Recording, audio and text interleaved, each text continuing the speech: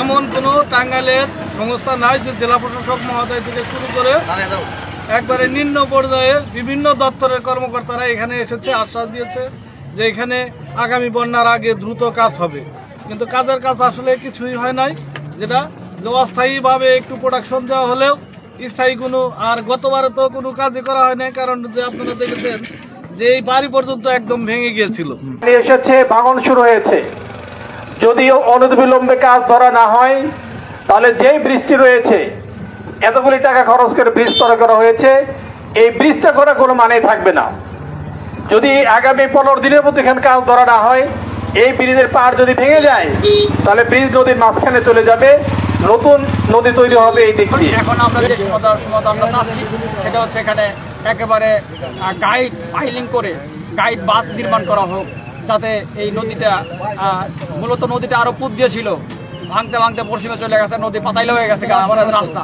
এই পাতাইলা নদী পাতাইলা রাস্তা টিকতে পারে না। ধলেশ্বরী নদীর এর শক্তপোক্ত একটা বাঁধ নির্মাণ করা, এখানে ব্লক ফেলে ফেলে তারপরে বাঁধ আমরা চাই, যাতে আমাদের এই রাস্তা এবং আমাদের এই ব্রিজটা যেন অক্ষত থাকে। কিন্তু আসলে প্রকৃতপক্ষে এই প্রাকৃতিক দুর্যোগের কারণে আমাদের অবস্থা এরকম হয়েছে। এরপরেও ইনশাআল্লাহ আজিজ আমাদের যে সমস্ত লোক উপস্থিত হয়েছে, আমাদের চরাঞ্চলের প্রাণের দাবি, হৃদয়ের দাবি একটাই, আর বর্তমান সেটা হচ্ছে ধলেশ্বরী নদীর এর শক্তপোক্ত একটা বাঁধ নির্মাণ করা, এখানে ব্লক ফেলে ফেলে তারপরে বাঁধ আমরা চাই, যাতে আমাদের এই রাস্তা এবং আমাদের এই ব্রিজটা যেন অক্ষত থাকে, আমাদের আর সাধারণ জনগণের যেন দুর্ভোগ না হয়, এই আশাবাদ ব্যক্ত করি। সম্মানিত উপস্থিতি, এখন আপনাদের সম্মুখে অতীব সংক্ষিপ্ত আলোচনা করবেন টাঙ্গাইল উপজেলা সম্মানিত আমির অধ্যাপক হযরত মাওলানা মোহাম্মদ ইকবাল হোসেন বাদল ভাই। বিসমিল্লাহির রহমানির রহিম। উপস্থিত দেননে কাতলি পোড়াবাড়ি ইউনিয়নের সর্বস্তরের জনসাধারণ, উপস্থিত রয়েছেন কাতলি ইউনিয়নের সম্মানিত সাবেক চেয়ারম্যান জনাব দেওয়ান সুমন আহমেদ, উপস্থিত রয়েছেন আমাদের পোড়াবাড়ি দেননে এবং কাতলি ইউনিয়নের জামাত ইসলামীর সম্মানিত সভাপতিবৃন্দ। এই অঞ্চলের মানুষের সুখ দুঃখে যিনি সবসময় পাশে থাকেন আমাদের প্রিয় শওকত আলী ভাই, সম্মানিত সাংবাদিক বন্ধুগণ, উপস্থিত সম্মানিত জনসাধারণ, আসসালামু আলাইকুম ওয়া রাহমাতুল্লাহ। আজকের এই দুর্যোগপূর্ণ আবহাওয়ায় আপনারা এতক্ষণ পর্যন্ত বিভিন্ন বক্তার কাছ থেকে বক্তব্য শুনেছেন। আসলে এই রাস্তার সাথে রাজনীতির কোনো সম্পর্ক নাই। এই রাস্তার সাথে আমাদের টাঙ্গাইল জেলার কয়েকটি ইউনিয়ন এবং সিরাজগঞ্জ জেলার কয়েকটি উপজেলার সম্পর্ক। আমরা এই রাস্তা নিয়ে কোনো রাজনীতি খেলা খেলতে চাই না, কোনো রাজনীতি আমরা দেখতেও চাই না। এই রাস্তা সম্পর্কে প্রশাসন সর্বস্তর অবহিত রয়েছেন, আমরা তাদের কার্যকর উদ্যোগ দেখতে চাই। শুধুমাত্র ধলেশ্বরী নদীর পাড়ে এসে তারা বড় সেশন করবেন, পত্রিকায় যাবে বক্তব্য দেবেন, আমরা সেই দৃশ্য আর দেখতে চাই না।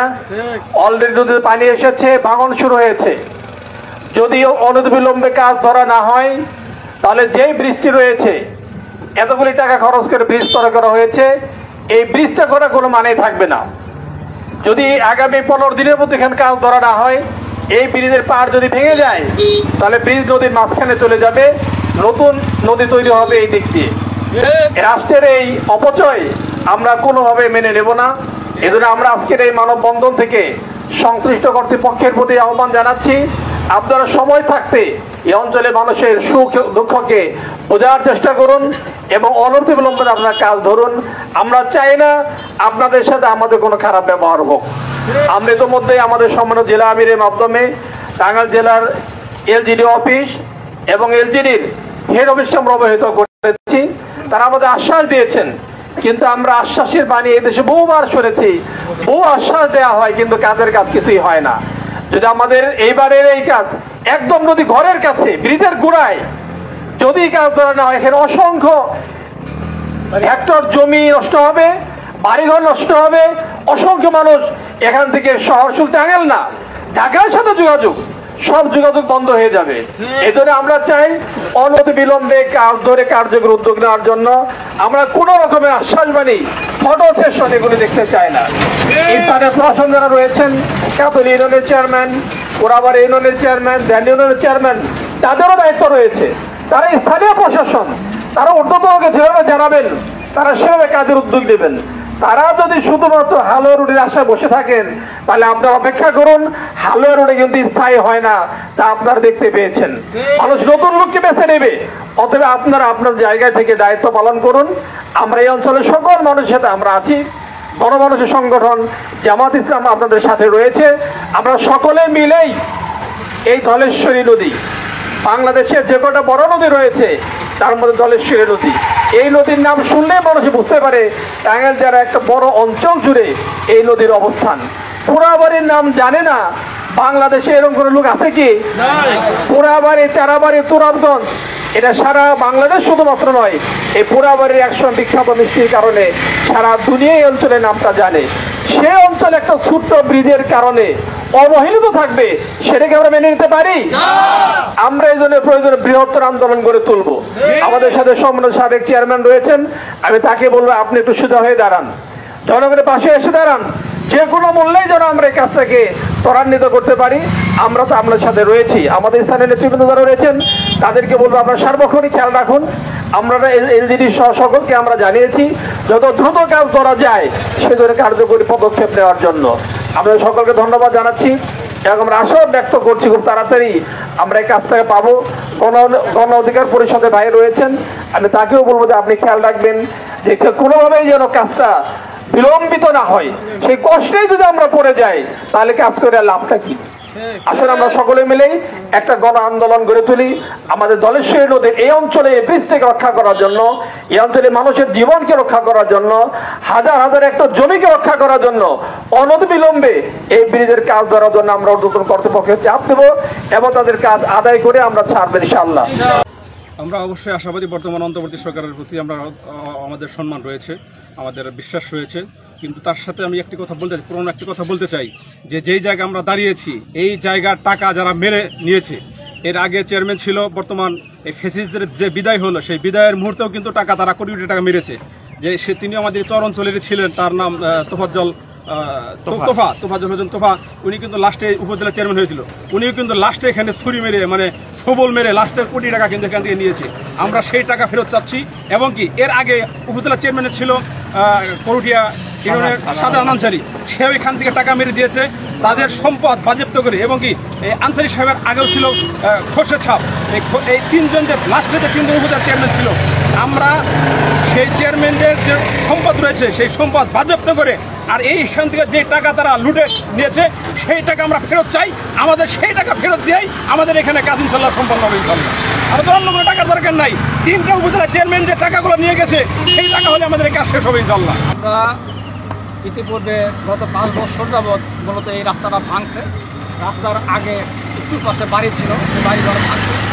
ভাঙার পর থেকে আমরা সরকারের কাছে বিভিন্নভাবে দাবি দাওয়া করে আসছি। কিন্তু প্রতি বছরই আমরা দেখতে পাই যে ওই বর্ষা মৌসুমে যখন খাল ভেঙে রাস্তা ভেঙে একদম খাল হয়ে যায়, পানি স্রোত আসলে একটু বৃষ্টি হলেই চলাচলের অযোগ্য হয়ে যায়, তখন আইসা কিছু বস্তা চালায় কাজ করে।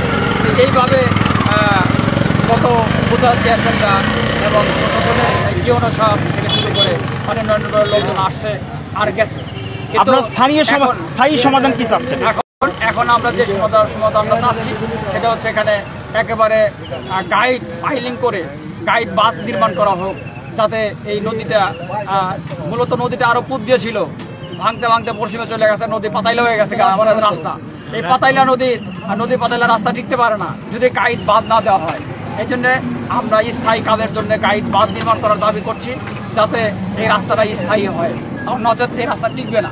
এখন আসলে দেখতে দেখতে বর্ষাকাল এসেছে, আপনিও দেখেছেন আমরাও দেখেছি যে এমন কোনো টাঙ্গাইলের সংস্থা নাই যে জেলা প্রশাসক মহোদয় থেকে শুরু করে একবারে নিম্ন পর্যায়ের বিভিন্ন দপ্তরের কর্মকর্তারা এখানে এসেছে, আশ্বাস দিয়েছে যে এখানে আগামী বন্যার আগে দ্রুত কাজ হবে।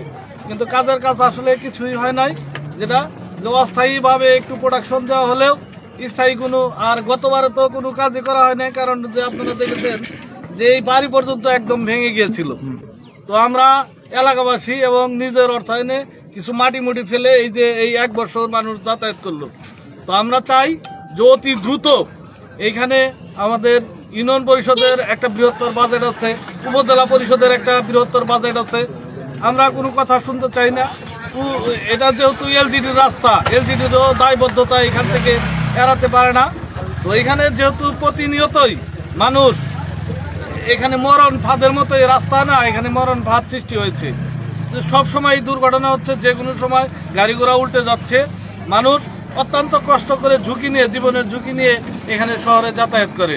তো আমি আপনাদের মাধ্যমে আমি সংশ্লিষ্ট কর্তৃপক্ষকে অনুরোধ জানাবো যে অতি দ্রুত এই এলাকার জনগণের দুর্ভোগ লাঘব করার জন্য দ্রুত পদক্ষেপ নেওয়ার জন্য, যাতে স্থায়ী একটা গাইড বাঁধ এখানে দেওয়া হয়। অল্প কিছু টাকা হলেই এই গাইড বাঁধ দেওয়া হবে। যে পরিমাণ টাকা অপচয় হয়েছে তার সীমিত সংখ্যক টাকা যদি এনে স্থায়ী বাঁধের জন্য খরচ করা হতো। বিসমিল্লাহির রহমানির রহিম। আমরা সকলে জানি ধলেশ্বরী বাংলাদেশের বড় নদীগুলোর একটা নদী। বর্ষাকাল চলে এসেছে, এই ধলেশ্বরীকে রক্ষা করা, তার পার রক্ষা করা, মানুষকে রক্ষা করা আমাদের সকলের দায়িত্ব কর্তব্য। বর্তমানে দেশে একটা দল নিরপেক্ষ সরকার রয়েছে, আমাদের তাদের রাস্তা আছে যে তারা দল নিরপেক্ষ হওয়ার কারণেই দেশকে রক্ষার স্বার্থে ধলেশ্বরী নজর দেবেন এবং এই অঞ্চলের বিশাল জনগোষ্ঠী যারা এই রাস্তায় চলাচল করেন, দীর্ঘদিন যাবতই তারা বর্ষাকালে একটা কষ্টে জীবনযাপন করে। এই সরকারের আমাদের আস্থা রয়েছে। টাঙ্গাইলের যারা দায়িত্ব, কেন্দ্রের যাদের দায়িত্ব, তাদেরকে আমরা ইতিমধ্যে অবহিত করেছি। তারা আমাদের আশ্বাস দিয়েছেন, আমরা সেই আশ্বাসের উপর ভিত্তি করে আশা করি যত কাজ ধরা হবে। তা যদি না ধরা হয় তাহলে আমরা মনে করব তারাও জাতির সাথে, আমাদের সাথে বিশ্বাসঘাতকতা করলেন। আমরা তাদেরকে বিশ্বাসঘাতকের সেই কাতারে ফেলতে চাই না, আমরা তাদের আস্থা রাখতে চাই। এই তুরাবগঞ্জ থেকে শুরু করে আপনার চারাবাড়ি পুরোবাড়ি মানুষের দুঃখ লাঘবে অতি তাড়াতাড়ি তার কাজ ধরে বলে আমরা বিশ্বাস রাখি।